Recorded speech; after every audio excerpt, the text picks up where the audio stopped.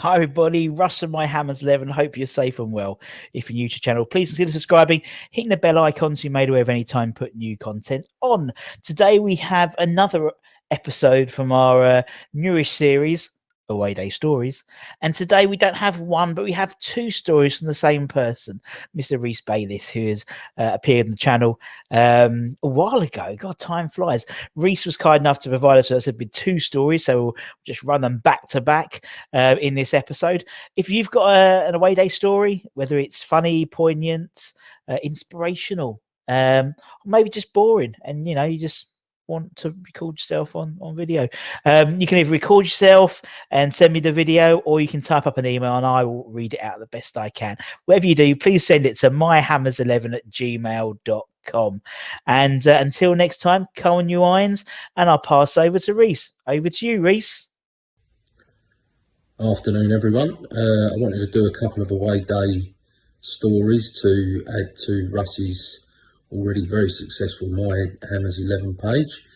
The first one I'm going to talk about was in 2007. We played Derby County away up at Pride Park, and for some unknown reason we managed to win 5-0. The start of the day could have been a lot better. A friend of mine had booked our train tickets to get out of Paddington, and one of our friends was late, so we ended up having to sort of blag to get on the next train. Like every away day, we're always having a chat on the way up on the train, having a few beers, discussing really how we'd like the day to go, and we always agree that as long as we score at a pivotal point in the game, that's pretty much all we want. We're not the greatest team on the road, are we? So took us a couple of hours to get up there. Once we got up there, we all got put into a pub by the police, which was pretty much the size of everyone's lounge, and I think they allowed about 20 people in there. So we got out of there pretty quick.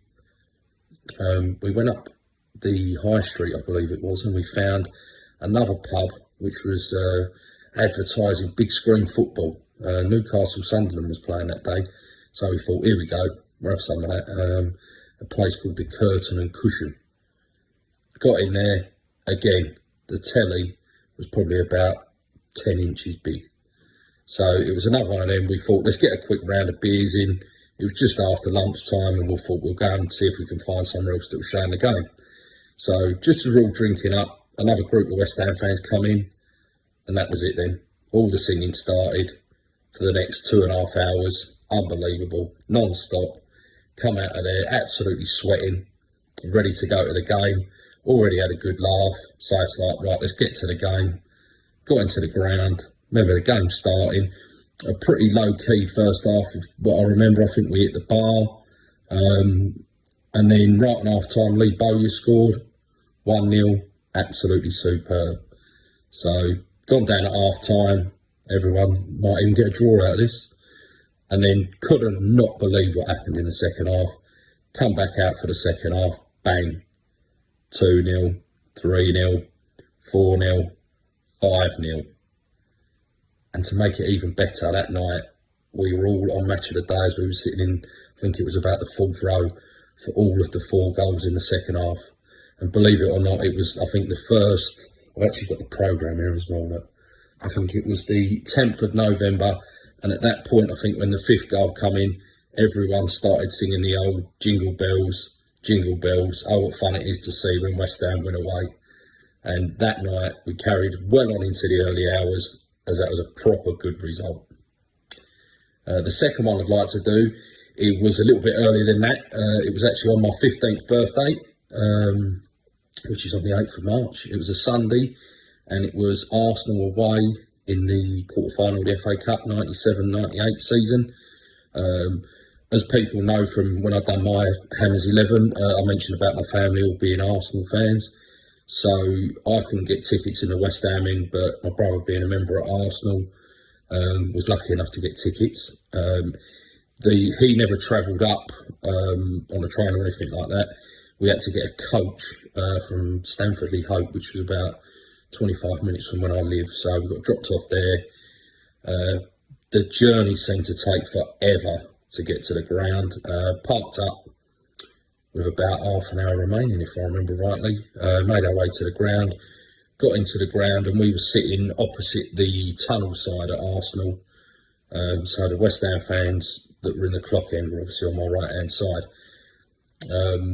Game started, really sort of lively first 10-15 minutes, and then we obviously got a corner, and when it came in and Ian Pearce scored, I've never seen so many people in a home end jumping up and down, where obviously so many West Ham fans that couldn't get tickets were then stuck in with the Arsenal fans. And all I remember, say, being young, was the amount of police that then started sort of getting hold of people and throwing people out. My brothers nudged me and was like, "Do your jacket up." For some reason, I went up there in a West Ham shirt. We'd been up the year before when we got beat on the opening day, and I'd like a West Ham shirt and I sat in the Arsenal end. Probably something you wouldn't even dream of doing these days. But just remember as well, looking at the West Ham fans when that goal went in, and the scenes in that away end was unbelievable. And you know, the way that the game went, unfortunately it was a 1-1 draw, but I thought we were good for it. Game finished, I was relatively happy as well. Not West Ham not ruining another birthday, should I say.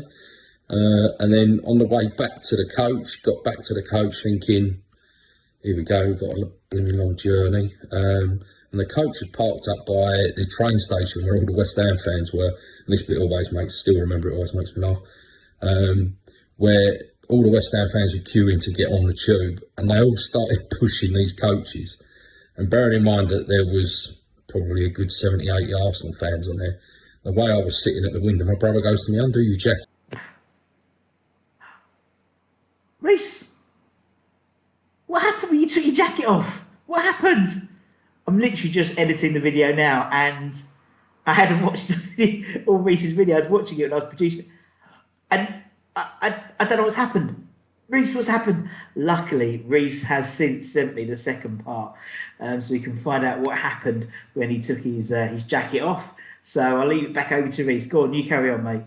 And I undone my jacket to see my West Ham shirt, and I've got this round of applause, which was absolutely blinding. And then obviously on the journey all the way home, it was just thinking about the replay and how we're going to go through. But in typical West Ham fashion, they let us down. Hope you've enjoyed these. See you soon. Come on, you Irons.